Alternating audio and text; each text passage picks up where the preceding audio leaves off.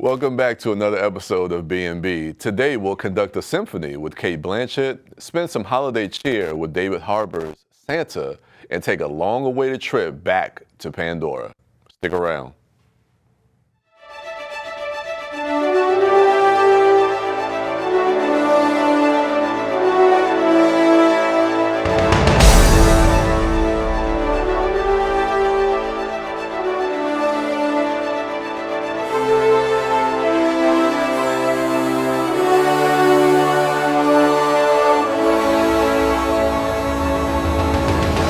Time is the thing.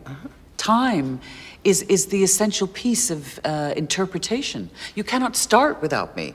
See, I start the clock. Now, my left hand, it shapes, but my right hand, the second hand, marks time and moves it forward. However, unlike a clock, sometimes my second hand stops, which means that time stops. Now, the illusion is that, like you, I'm responding to the orchestra in real time, making the decision about the right moment to restart the thing or reset it or throw time out the window altogether. The reality is that right from the very beginning, I know precisely what time it is and the exact moment that you and I will arrive at our destination together. Cate Blanchett explains time, how she controls and manipulates it, but she may be the one running out of time in this examination of power in Todd Field's latest film, Tar. Brian, Cate Blanchett. Amazing. She is absolutely amazing in this movie. It's interesting, man, because going into this film, one thing I thought that I was going to get lost into is kind of like, it feels very inside baseball, dealing in this world of like orchestra and conductors and the way the jargon that they use. I felt like, I was like, am I really going to be able to connect and engage with this movie because it feels so inside baseball? Yeah, but it's not that inside baseball, right? It's actually a pretty universal story, what Todd Field and Cate Blanchett are trying to explore here. And this performance, I think just engaging with it from a performance standpoint is incredible. And this is a role where Cate Blanchett sort of vanishes into the character, and it's a character that Tar has created as well. So there's this deeper conversation, this meta conversation that's occurring within the performance that I find really fascinating. It's an interesting character study because we focus so much on this character of, what's her name, Lydia Tar. But it's interesting though because it feels like a real character. Like, I think a lot of people may have thought that this was a real person. Well, if you look at that New Yorker sequence, right, you know, we just saw in the clip there, that feels like something that I have attended. Like, I feel like I have been in that audience, and when you get done with that sequence, you go, oh, Lydia Tar, she must be someone real. I need to go to Wikipedia and look her up.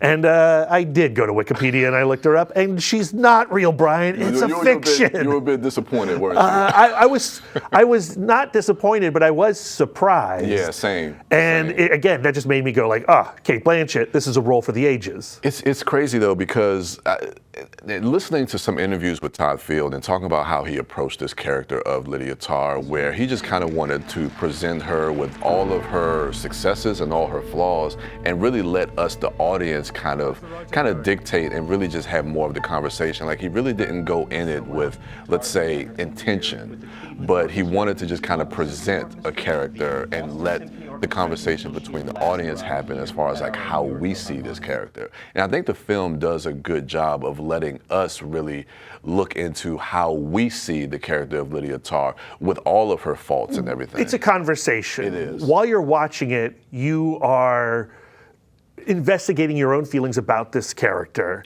And when the film ends, and it ends in a way that I don't think gives you some easy answers, and the first time I watched it, I was like, well, how do I feel about Lydia Tar?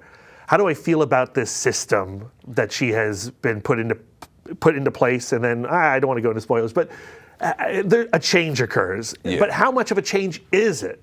So the movie ends, I need to rewatch it. And then on the rewatch, the conversation continues, and I'm still working it out. And that's a great movie when you're working it out. But going into the conversation, because the movie really does explore the power dynamics and the power structure and how that can be used and abused. Well, it's a Me Too movie. But with Yes. Kate Blanchett, Lydia Tarr as this authoritative, powerful character. Exactly. And, what does a person do with such power?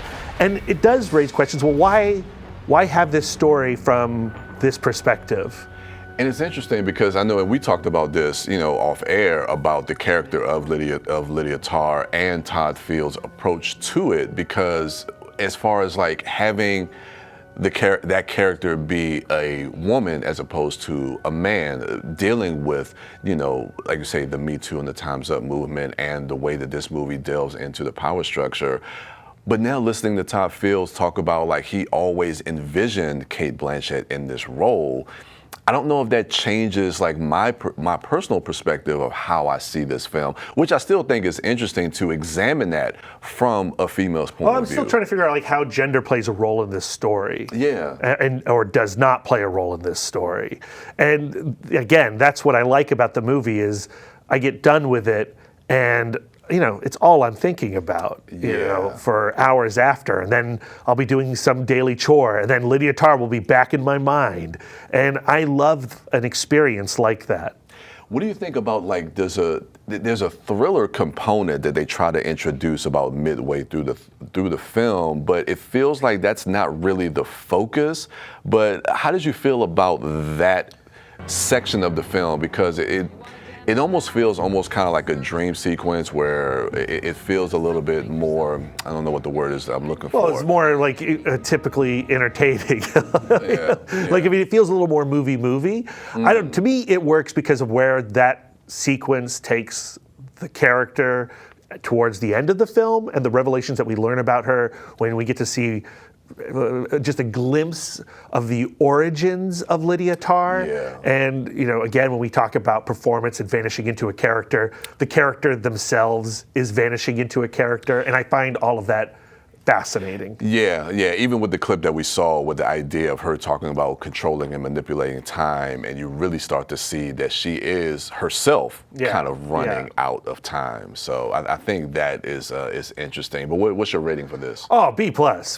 Yeah, I would have to go B+ as well. It's a movie I think I would have to really kind of engage with and watch again to really, kind of get all of my thoughts in. But I agree. I think a B+. So those are our thoughts on Tar, and when we return, we will take a trip with Santa. Stay tuned.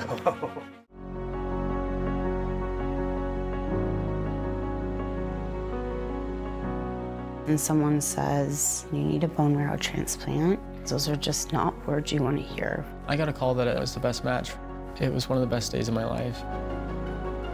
I'm so happy that you're okay. I just want to say thank you for the second chance at life. Thousands of patients need a donor like you. Learn how you can help at bethematch.org. All right, who the hell are you really, huh? Some security guard who's watched too many action flicks? Some loser ex-cop stuck in a mall playing dress-up with fat kids pissing on your lap? Stop me when I get it right. It's a little more complicated than that. Not to me, it's not.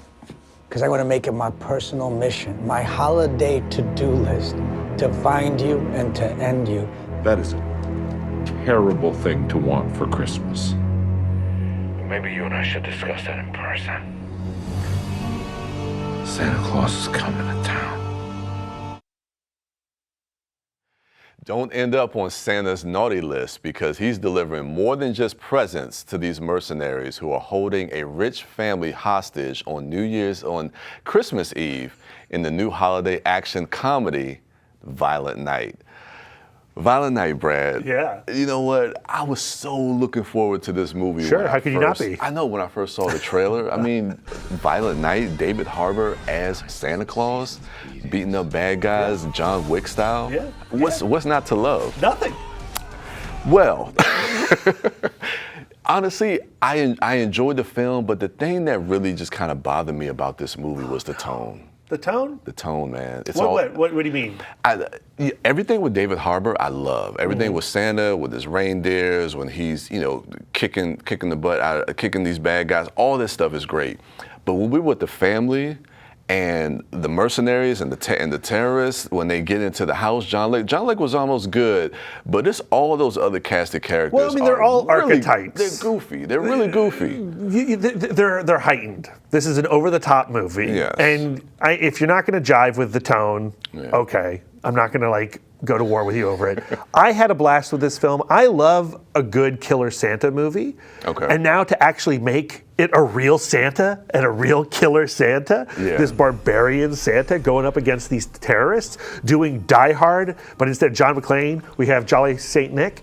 I'm in. And the action is really good. It's solid. It is violent. Yes. It's upsetting.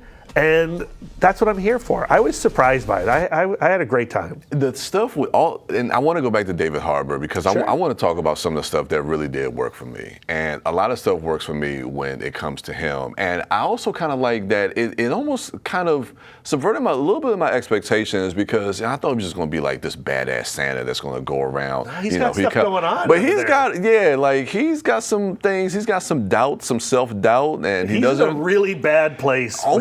Almost like a John McClane. He's he's kind of put in this situation. So I like that aspect that he's not the badass that you think he is going into the film.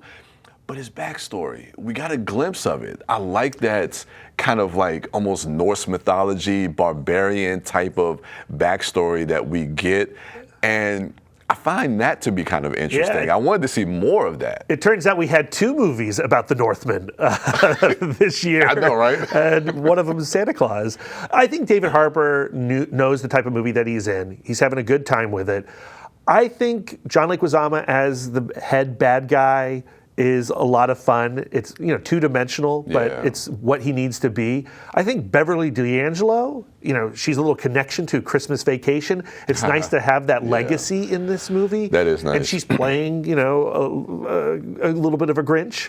And there's a lot of Grinches in this film, including Santa Claus. And I think that's why Violent Night works as a Christmas movie, because it is about reawakening the Christmas spirit, even in Santa Claus. Even in Santa Claus. While cutting some heads off. Yeah, and he cuts a lot of heads off.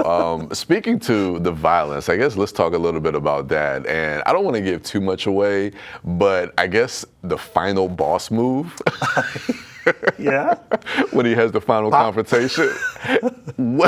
Was not expecting that. What was your overall take on just the action and the violence in the movie? So, I saw the movie at the Alamo Drafthouse in Ashburn, Virginia. Shout out to the Alamo. And I was watching it with a peppermint schnapps milkshake. And it's a perfect combination with this kind of movie. That violence is not going to be for everybody. It is gratuitous, as my father would say, but it's gratuitous in the best possible way. And it delivers on the title and the genre and, I don't want a watered down version of Santa Claus killing terrorists. If Santa Claus is going to kill terrorists, he's got to kill terrorists. He has to, and he does. Yeah. There's so much that I liked about this movie. Again, it just comes down to the tone, like the little girl and her family, that whole storyline. Every time we were in the house with the family, I was like, I just want to get back to Santa. I like the little girl with Santa, though. When she gets up into the attic and she has some communication with Santa Claus, and she has confirmation that, yes, kids, Santa's real, all right, and he knows how to use an AK. When we get that little bit with them, I think is really, really nice. Now, the story about the divorced couple, her parents, it's not awesome. But spent a lot of time with that too. Not too much time. Not too much time for me that I kept yearning to get back to David Harbour. But I think you need some of that, because you need to. Do we though? Yeah, because it's a Christmas movie. It's about family. It's about getting past our differences and saving the day. Okay, I can get with that to go along with that idea of being in the Christmas spirit. I just felt like it just didn't work as far as the execution, and tonally it didn't work for me. Because when you say tonally, do you mean comedy? Like you didn't find the jokes? They weren't funny? Yeah, the jokes. Thank you. Because and for me, it didn't jive with me as far as the comedy and the tone. But what's your rating for this one? B+. Yeah, I haven't thought about it much since I watched it. Again, the David Harbour stuff I love, but everything else just kind of irks me. So I'm gonna have to go with a high B-, but that's my rating for that. So Sorry, man. All right, guys, so when we return, it's been 13 years, but we're headed back to Pandora. Stay tuned.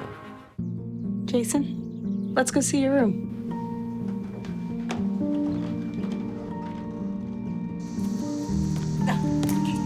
That's not right. How was it? Is it good?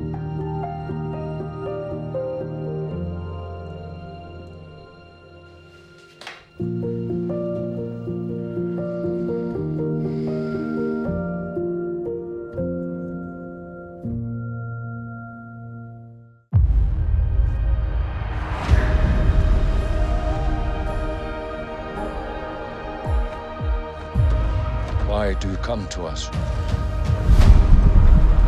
I just want to keep my family safe.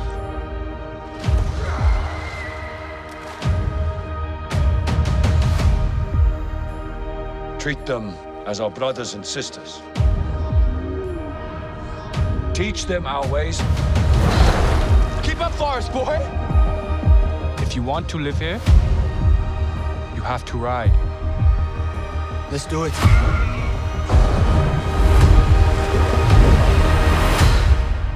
Just breathe.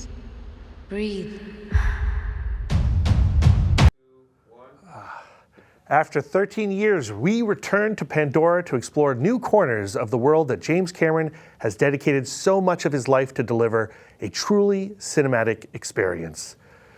This is an event, Brian. It's a huge event. It's 13 been years? A long time. Was it worth the wait? Let me ask. You're asking me? I'm asking you. You're starting with me. Okay, Yeah. I see how this is.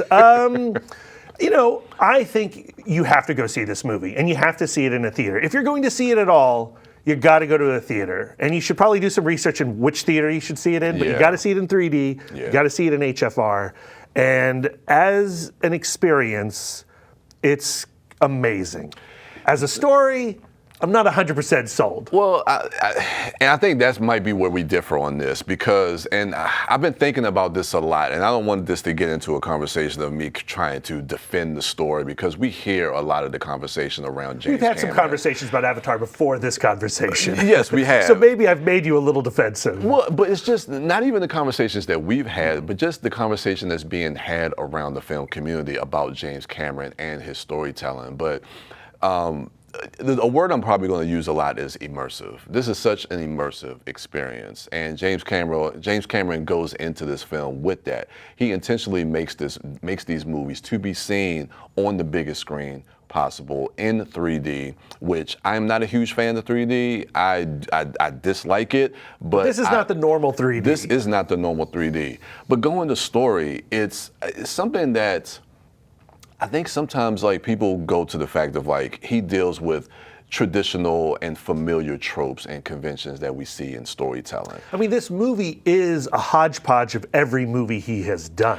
Yes, and a lot of times for me, that doesn't bother me because just because something is familiar doesn't mean that it's bad. And to me, it comes down to the execution. And this is something that I said even with the first Avatar back in 2009. And yes, he does repeat some of the same story beats in this movie that he even does in the first Avatar.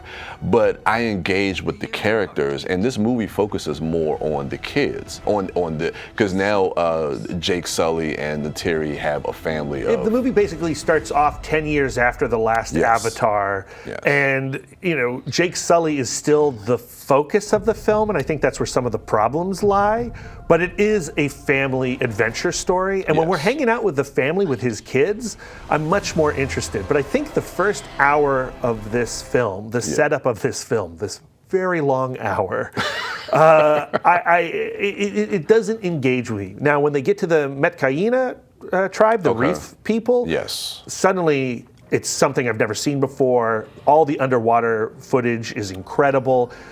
And the kid's story takes a little bit more center stage. I agree with you. And I really engage with that. I agree with you. I do like when they get to the reef and we're dealing with a lot of the underwater and them learning to adapt to this new way of life. but I also think that that first hour is kind of necessary. And we do have some nice little bits in that first hour. Again, we have to talk a little bit about Stephen Lang as Quaritch and the way that he's brought back and his performance in this. I thought that Stephen Lang was amazing as this villain, and he really works, probably more so in this movie than he does in the first absolutely. movie. But that's a character that's going through something that's far more interesting than what Jake Sully is going through. And yeah, you're right. You know, you're right. Quaritch, spoilers for the first Avatar, he died. Yeah. But they have taken his consciousness, his memories, and they've put it into an Avatar body, a body of something that he hated. Yes. So it's this bigoted, hateful person living in the subject of his hatred. Exactly. That's interesting. Let's explore that. And the movie does a little bit, and it has an arc for Quaritch's character, and I was fully engaged with all of that. But every time we go back to Jake Sully, to me, his story of the dad trying to protect his family, Sully stick together, I just did not think was engaging. And I think Sully, again, to me, I think the Jake Sully character works a lot better in this movie, because in the first movie, he's a bit of a buffoon. He's a bit ignorant. He's a jarhead, and that's not an offense to jarheads. My father-in-law was a jarhead, and I love him. But he's portrayed in a very cliche military way. But he works in this movie because of the fact that he's trying to protect his family. And I don't want to give too much away, but there's a lot of peril in this movie, and there's a lot of high stakes, a lot of emotional stakes. I do wish some of the things that probably didn't work for me, although I want to say I love this movie, but some of the things that didn't work for me, I do agree from the conversation we had before. I think Nateri, who's awesome, was kind of put into the background a little bit. All the female characters are put into the background. Yeah. You know, Nateri, played by Zoe Saldana, who's the best performance in the film, has almost nothing to do in this movie. Yeah. You know, Kate Winslet, as her reef sister's opposite, right, of the Metcaina tribe, amazing, but doesn't have much to do. She has like 13 lines in the whole film. The character of Spider, who is like the human character that has kind of been semi-adopted by Quaritch's kid. Yeah, by the Na'vi. His storyline, I felt a little like I really couldn't just pinpoint what his motivations were. Well, it's about, because he's flip-flopping a lot throughout the movie. Yeah, but his story is really Quaritch's story. So when we're talking about Spider, we're talking about Quaritch. And so that stuff, again, I found compelling. But Jake Sully, being the dad trying to protect his people, but also bringing a lot of violence upon his people and other people. Yeah. And the movie wants to have this conversation about justifiable violence. When is it okay to take a life? But then it also just wants to be this intense action film. And the last hour of the movie is this nonstop violent parade, and it's amazing. It's amazing. But you're right. I think thematically there are conflicting, especially when you get into the Tukun, the whale story, where they talk about that's not the Tukun way, which is not the way of violence. But then like the main Tukun, Pelican, is like the rogue who was an outcast because he acted out against the Sky people, just the way that Jake Sully does. So the movie is saying like that's what you got to do, and it's hard to argue. So what's your rating for this one?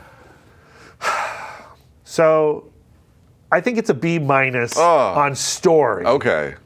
B+ on spectacle. You have to see it. I'm going B+ all the way. I absolutely love this movie, one of my tops of the year. So when we come back, we're going to talk a little bit more about Avatar, but we're going to get more into James Cameron and the technology of this film and how it's expanding in the film industry. Stay tuned.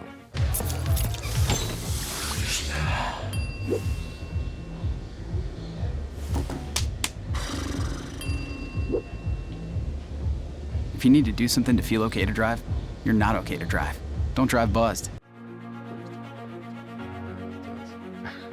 Welcome back to B&B Movie Reviews. We're going to get a little bit more into the conversation of Avatar, but we're going to focus a little bit more on James Cameron and the technology that he's been using to really kind of, push the forefront of like where cinema and movie making is going. So Brad, just talk a little bit about just the technology in this movie. Now, he kind of revolutionized it in 2009, 13 years ago with the first Avatar, and you got to say, James Cameron's career, all the way back to the first Terminator, to The Abyss, to Terminator 2, he's really kind of pushing like the R&D and technology. He's a geek. He's a gearhead, right? Like he loves the technology.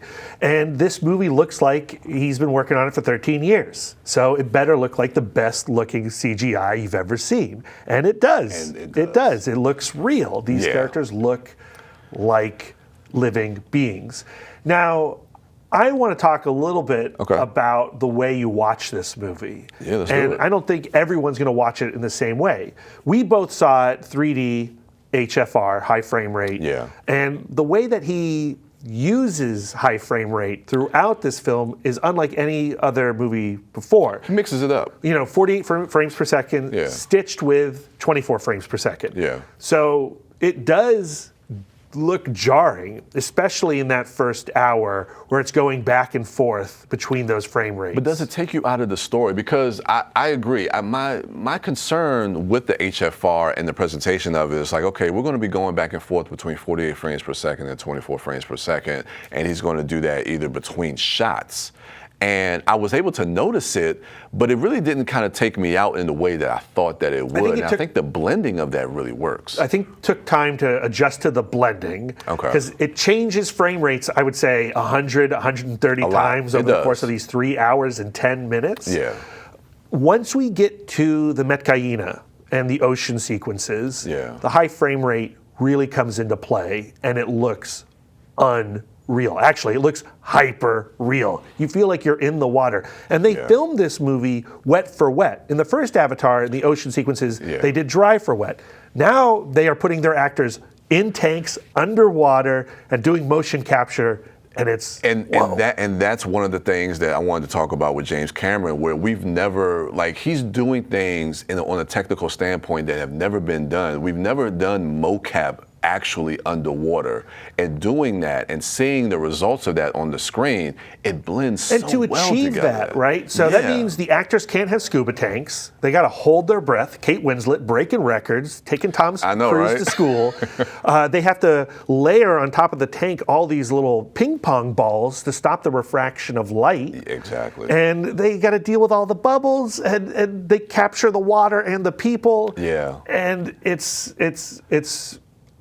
commendable. It's very commendable, and even James Cameron, what I read is that he had Sony build a camera from scratch. It's a camera called the Venice camera that Sony built specifically to have James Cameron use to shoot this movie and to shoot all the other Avatar movies. So I find that interesting, and like, he's always in the development of all the technology to really see how he can push all the visual effects and push storytelling in using that, and not just the presentation, but even in the way that films are being made. Yeah, so I mean, Avatar is live action, it is motion capture, it's a hybrid of the two, and then think about all the footage that they have to edit.